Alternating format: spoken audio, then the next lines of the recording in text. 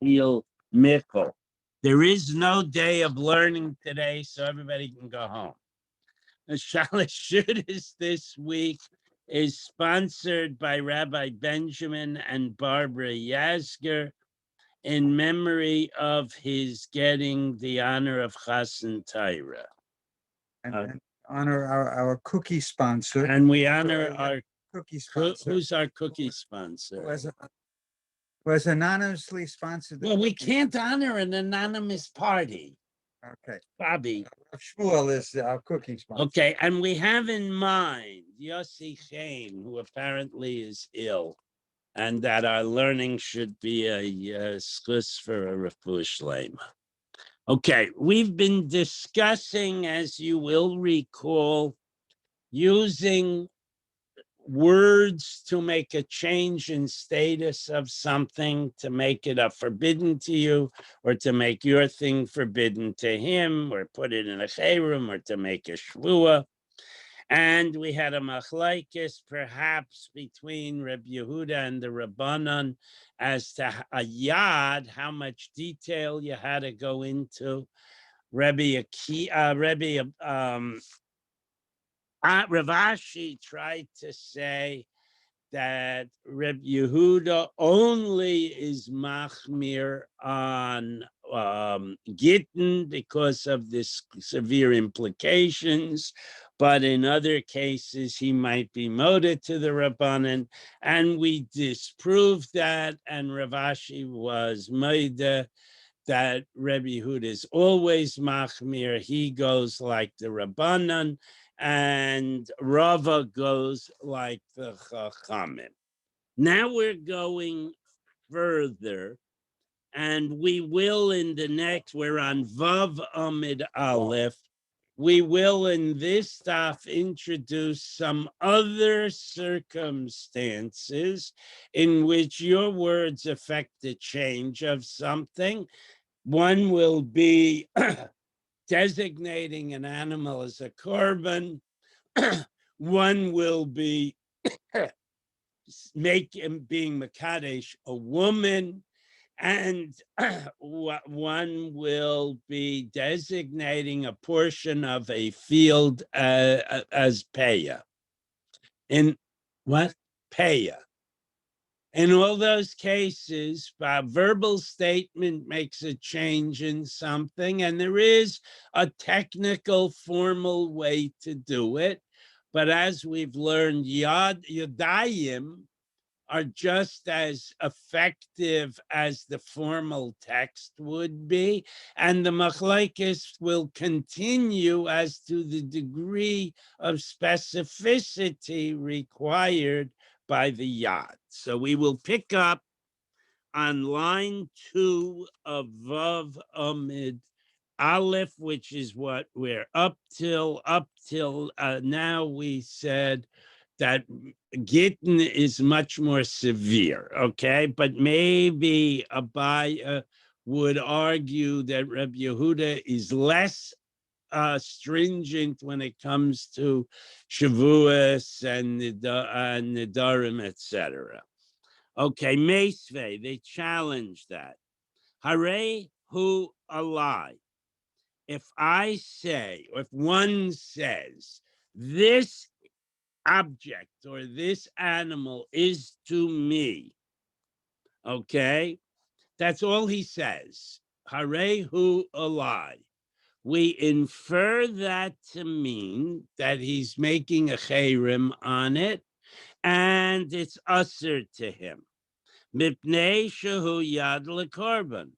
Because hare hu alai is a yad to the normative formula, hare hu alai ke korban, and then perhaps or not the word Lashem. Okay? Why can't you say, I'm saying it's mine?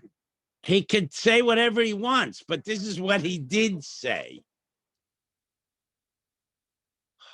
That's true. If he doesn't want to make a cherem, he just shouldn't say anything. Correct. To me, it's mine, or I'm making a cherem. That's going to be the discussion, Sid. we remember the topic is how explicit do you have to be in a yad? Can it come from context or you have to spell it out? Rabbi Yehuda says you have to spell it out. The Chachamim say if contextually it is clear, the words themselves do not have to be. So now we're raising some questions, a series of questions which you may challenge as we go. One says, Harehu alai. This object or animal or person is to me, on me. What does that mean? So the Gemara explains that that's considered a yad, and the object, person, or animal would be as if it were a cherem, meaning you cannot utilize it. Mipnei shehu yad lekorban, because that is considered a valid yad as if you had added the word lekorban, which is why I said it's like hektar. It's a okay. Time da omer alai. The reason it works is because you said to or on me. So there's no other way I can explain it, but you're doing something to alter your potential relationship with that object, person, or animal. And what alteration would there be that you can't utilize it anymore? That's the only reasonable interpretation. So that is considered a legitimate yad. Okay, Sid? Very hard for me to understand. Just by saying 3 words, automatically it implies I'm using for out. I want to say, Because what else could he have meant? I want you. This is my cow. I'm going to sell it. But it's sitting, all right, I hear you. But the Chachamim believe, the authors of the Shas believe that the context there makes it clear that you are making a cherem on the object, okay? But but you're not wrong. If you'll let me go on, we might even get out of here this morning, okay? If you simply say, lo, omer a lie, you leave out the word a lie and you say this object, that would not be a valid, lo, that would not be a valid yad. Even though contextually you might realize what he was trying to do. But because he didn't say enough, it's not a valid yad. Tiyuftila dabayet. That could be an tiyufta, an upslug of Abaya. However, Omelach Abaya could answer you. Time of the Omer Alaihu the Usser. Only if he uses the word alai would it be Usser. Aval Omer Harehu, this object. Velo Omer Alai, and he leaves out the alai. Then there are other legitimate interpretations, so it wouldn't be a valid yad. For instance, Harehu the hefker. This object is now ownerless, so I'm not going to sell it. You can come and take it away, Sid. My sofa not, but his sofa be my guest. Harehu the tzedakah. I'm giving this object to charity. Ka'amar, that's what I might mean. So the fact that there are other reasonable interpretations, the context is insufficient to make it a yad unless you say a lie on me. Now, I wouldn't say harezo a lie if I wanted to sell it. What? I would say this sofa is for sale. I want it. It's mine and it's for sale. Fine, but a lie doesn't mean it's mine. It surely means it's mine. A lie means it's upon me in some form. It creates a chove of some. What? That I'm selling it. That's not how we would do it. I mean, you don't, we, none of us, maybe some of us, but at least I and you are not sufficiently knowledgeable about Mishnaic era Hebrew to parse it more finely than the Chachamim do. But let Corbin, there's normally the common. correct. That's the whole purpose of Yadim and Kinuyim, that you don't want to use the word Corbin. So let's go weiter, okay? Now, so this was Abaya's attempted rebuttal to the upshlag. So ha mipnei shehu yad lekorban katani. But the Mishnah, the Brisa actually says the reason why harehu alai works is because it's a contraction of the phrase harehu alai lekorban or lekorban Hashem. Okay, so therefore you need the alai to clarify that we're not putting it up for sale, we're not declaring it ownerless, and we're not asking goodwill to come and pick it up. That's the giving it to charity part. Okay? Ella Ema. So the Gemara, so that's a continuation of the refutation. So the Gemara tries once more to back up Abaya. Ella Ema, let's say, time of the Omer a lie. The function, this is getting closer to Sid. The function of the lie is to make it a one-way street. If I said this object in a context where it's clearly doing something vis-a-vis my relationship with it, the lie means that object is usher to me. But as far as Heshi's concerned, if it's a sofa, sit on it, isn't a hate. But if I leave out the to me, maybe what I'm trying to convey is that it's mamish hektish and nobody can use it. That's the Gemara's next effort.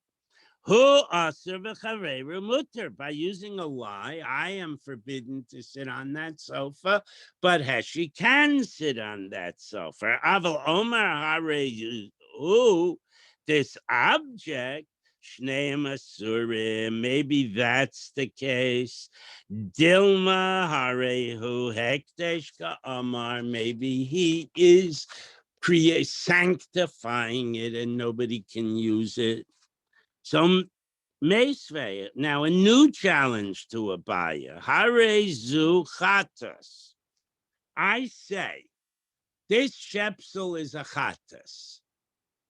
Now, if you haven't looked further, I was surprised by the next part of the Gemara. Sounds to me like that's a perfectly valid way of designating this shepsel as a chatas. Okay. However, or hare zu asham, or this shepsel is an asham. Afal pisha hu chayev chatas v'asham.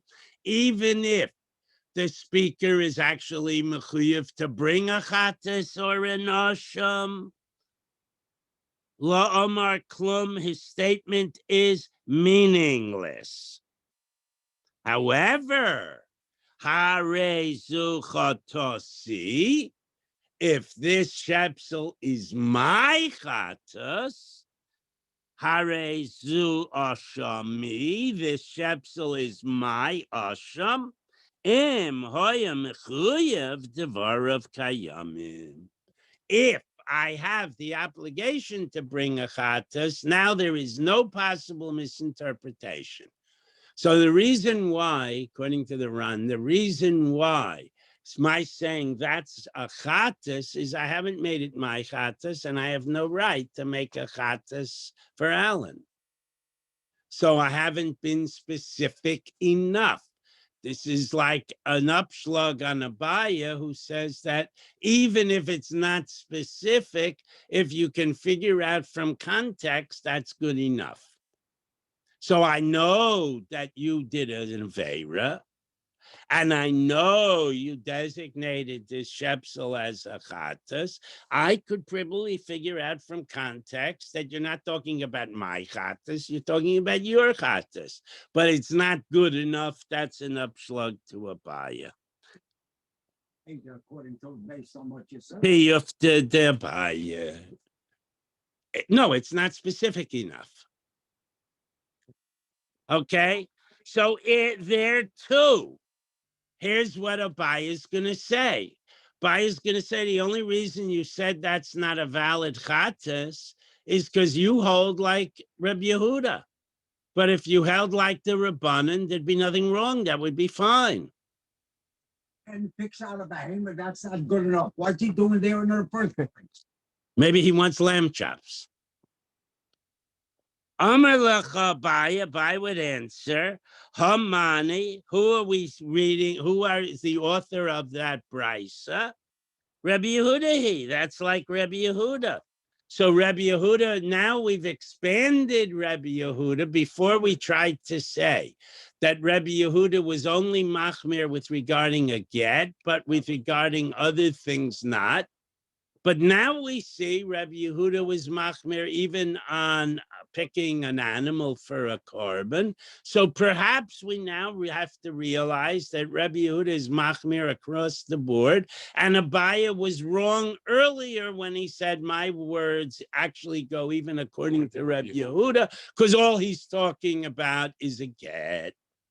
So Abaya who the Omer, but wasn't Abaya the guy who said in the first place, Ananda Amre Afila Reb Yehuda? I can tell you my opinion, even including Reb Yehuda as a sponsor of my opinion. But so Hader. So after this argument is presented, Abaye acknowledges that he cannot justify only learning from context, even according to Rabbi Yehuda. Okay? So, but we had Rava who also tried to say that his view is supportable both by Rabbi Yehuda, obviously, but also by the Rabbanan. Ella lema Rabbi Rava the Omer to Rabbi Yehuda, that he could fit his opinion into Rabbi Yehuda also. Omer Lacha Rabba would say to you, Ana da Amre Afila Rabbanan. I said my opinion only according to the rabbis. Ad kan loka Amre Rabbanan. The loba in yadayim mochichos. Only the rabbis, it's at this point, the rabbis do not require absolute specificity. They can infer a legitimate yad contextually. Elagabi get. The only time that they require specificity, again, is with a get, because of the implications, the vast implications forever of a get. That the ain adam, I mean, backwards. They do not require specificity by a get because it's impossible for the guy to mean anything else, no matter what the wording is. If he writes on a piece of paper, now halachically it has to be on a cloth in the correct OCOs, and we do have a standardized text. But if you leave a clause out of the standardized text, the Rabbanan would say, b'di'evet, it's okay. We're very machmir, we don't do that. But theoretically, it would be okay. But because of the consequences. But on a regular case, so the Shepsel Zachatis, big deal, yeah. Lives in those days. So I mean, Yeah, but no, the get says Rivka Bas Shmuel. if you just said I'm divorcing my wife, No, that would be totally invalid.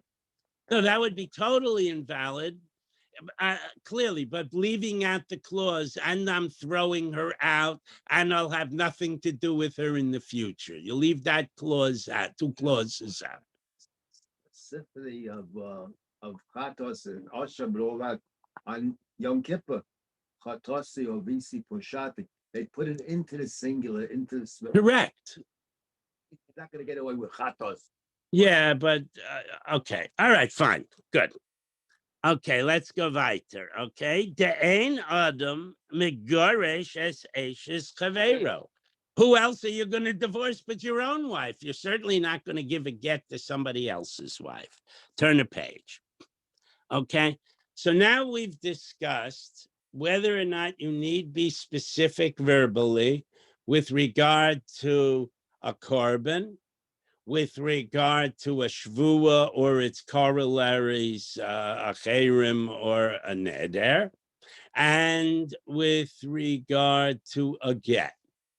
So, but there are other things that are verbal. How do you marry a woman? I understand you can do it with a star and you can do it with a bedroom. But the normative procedure is you give her an object of value and you say, Hare at mikudeshes li, etc., etc. So let's see. Boy Rav Papa asks a shaila. Yesh la yad l'kedushin olo. Can you deviate from the standard formula and still have a valid marriage? Hey, dummy, what might we be talking about? Isha, you say to Rivka, Hare at mikudeshes li.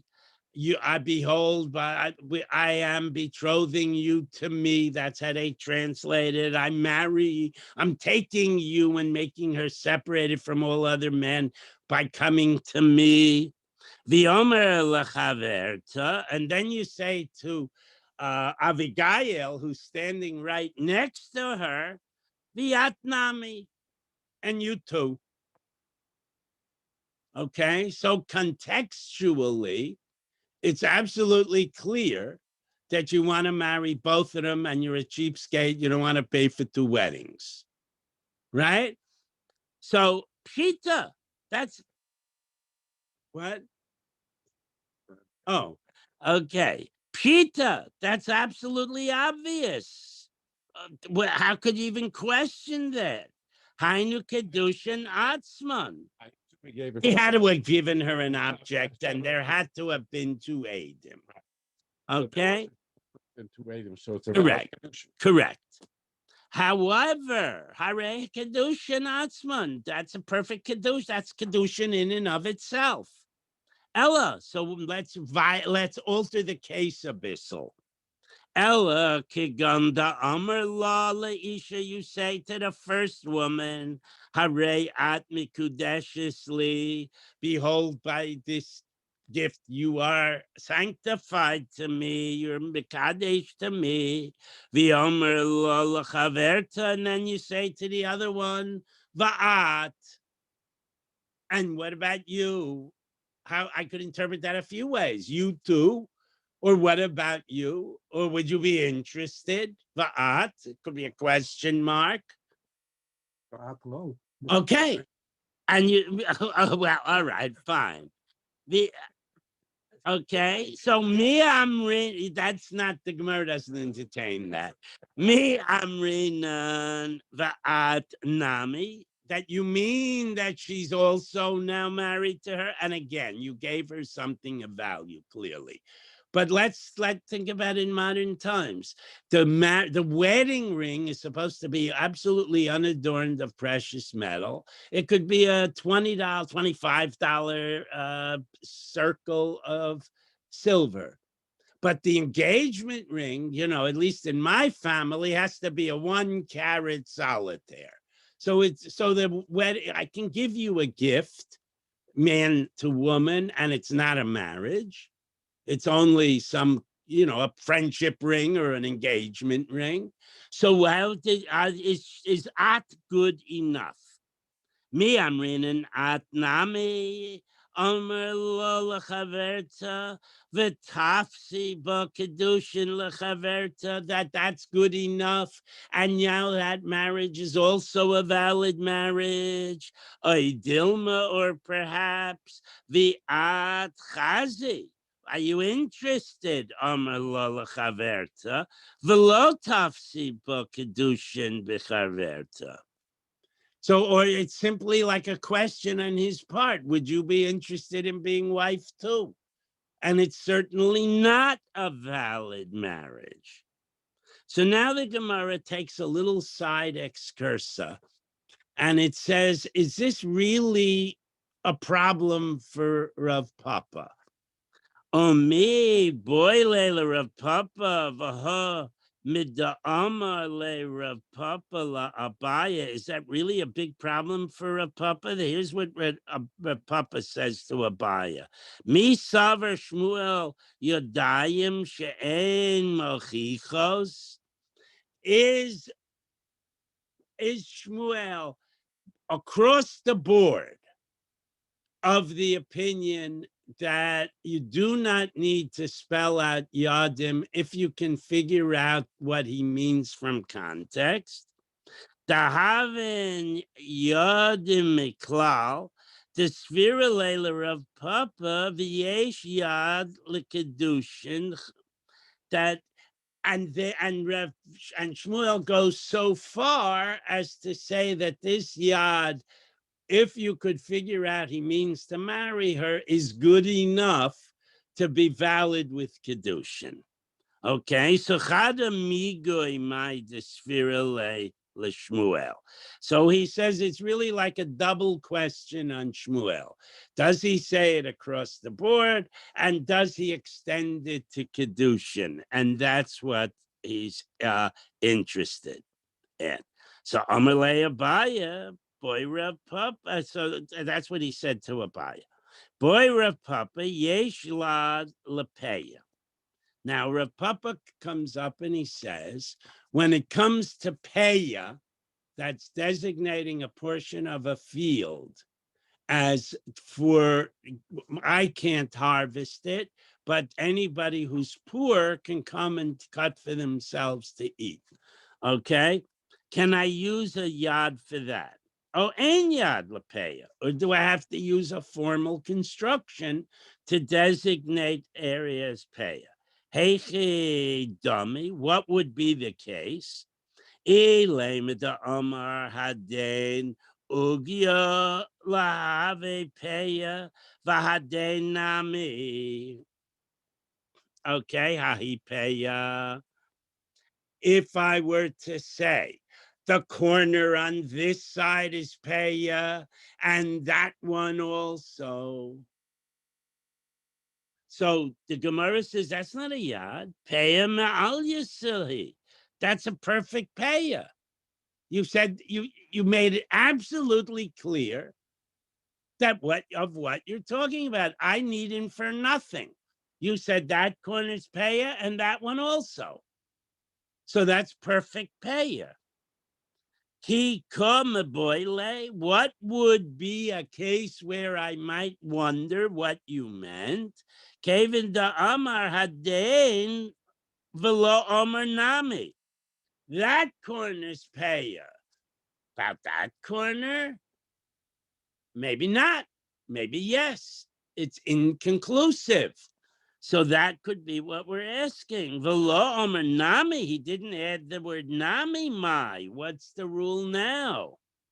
Miklal Dechi Omer Soda Kulhu Tisu Peya. Have you Peya? So now we have a new question. What if I say this entire plot of land will serve as my Peya? Okay? So what is the implication now? Have Peya. Is it completely, that whole plot of land is now Peya. I can't harvest it. The Torah doesn't specify the size of the Peya.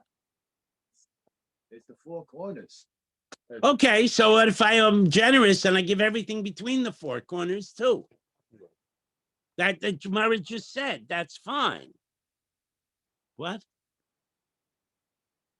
The Gemara just said it is. You can ask me a question that you don't understand something, but you can't say the Gemara can't mean what it means because they don't know what they're talking about. They do know what they're talking. What? Torah tells me I gotta. The The Torah tells you you can't ignore poor people. You have to take care of poor people. Does the Torah say 1/16 of the field? The Torah makes no, so I can be very generous. I have 1,000 acres of land. I could say this whole side is paya. That's what he did. You can't do that. That's the north field. The south field I'm harvesting for me. But the north field, let the poor people come and eat. Why can't he do that? I'll call pay on the north side. Whatever he designates. Supposing he also has a huge freezer and he doesn't need any of this crop. So he gives the whole thing. Why are you making this guy not be charitable? Only got pay, and you want to give it tzedakah, that's a different story. I think the What paya is tzedakah? What? Gemara's talking about the situation where he makes the row in the corner pay. He's talking about, the question is whether it's just that little piece that's the shear or it's the entire row. Or the entire field. That they're not limiting it. No, they're not limiting. You're limiting it too. The Gemara doesn't limit it. The Gemara says you can give as much paya as you want, up to and including the whole thing. Masha Ainken, you can't give as much money as you want, up into including everything you own. What you want? More or less, yeah. You can, as long as you give a minimal. I mean, there are shiurim, A commission. right? I mean, there is a standard of 1 in 50, but if you're a cheapskate, it says you give 1 in 60. So there is no absolute standard. There are understandings. Discussion here, you're saying corner, and sometimes, I know not in the Gemara, but the Dutch rule, they're saying the edge. Yeah, okay. The edge and the corner are the same thing. The edge and the corner are the same thing. It means the parts of the periphery as a minimum amount. No, that's why I challenged Ruvain, who was saying periphery, and I said, no, you could give the whole field if you so choose. The Torah does not technically give a minimum. There's an umdana, an understanding that stingy people give about a 1.3%, a 60th, 1.4%. And a generous person gives 1/40th, and an average guy gives 1/50th. But those are umdinas. Those are not spelled out in the Torah. Okay? So now we have a brisa, in case Sydney is still not happy. We have a brisa, and you can give the whole field. This Sanya, we have a brisa that says, Minayim she'im rotzalases kol sodehu peya. If he wants to give the whole bloody field, he may, and it's valid. How do we know that? Now, you're not going to like the drasha, but this is their drasha. Talmud Lomer, pay a sadacha, the corner of your field or the edge of your field. Mi amrinan kevan de iskish lekarbanos. Do we say that there is a pasuk that relates Peah Shechva and Lekech to Karbanos? There's an extra word in a Korban pasuk that they learn to include Peah, etc. Okay? Ma Karbanos yesh lahem yad, just as regarding designating a Korban, you can use a yad formulation rather than a formal formulation. You can do the same thing with a yad. Okay? Odilma, or maybe, Ki iskish, when we make the hekish between Peah and Kurbanos, baltacher hu de iskish. We're talking about undue delay. If I say I'm bringing this animal as a shlomim, okay, because I never do anything wrong, so it can't be a chattis. I'm bringing a shlomim. I have a cycle of 3 yomim tovim. Now, some say it's the next 3.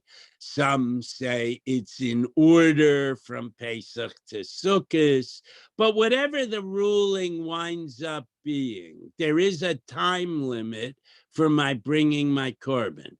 When you stand up on Yom Kippur, they don't do it here, but you say, oh, the rabbi spoke brilliantly, I'm doubling my pledge. You have until after Shavuos, because those are if a cycle of 3, or maybe until after Simchas Torah next year, if it's the Pesach start. But there's a time limit. You can't do it. You can't say, "Well, I'll put it in my will." You can't do that. So maybe that's where we make the hekesh, and we don't make the hekesh for Yadayim. Heicha is kish. So what? Now the question now we want to ask is, where is this pasuk? You're throwing around this pasuk with an extra word. What is it? I want to know. What's the something inquiring minds want to know, right? The Sanya, and we'll turn the page a little bit. Me'imach, the pasuk has the word me'imach, zeleket, shichvo, peya. That are the 3 agricultural givings to the poor that are obligatory. Yesh yad. Okay, and we'll stop there. Okay, and tune in tomorrow. Tomorrow we have the honor of Ruvain giving this year, because I usually leave early on Tuesdays.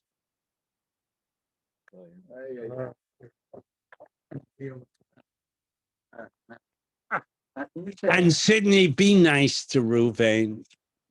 I can handle it, but be nice to Ruvain.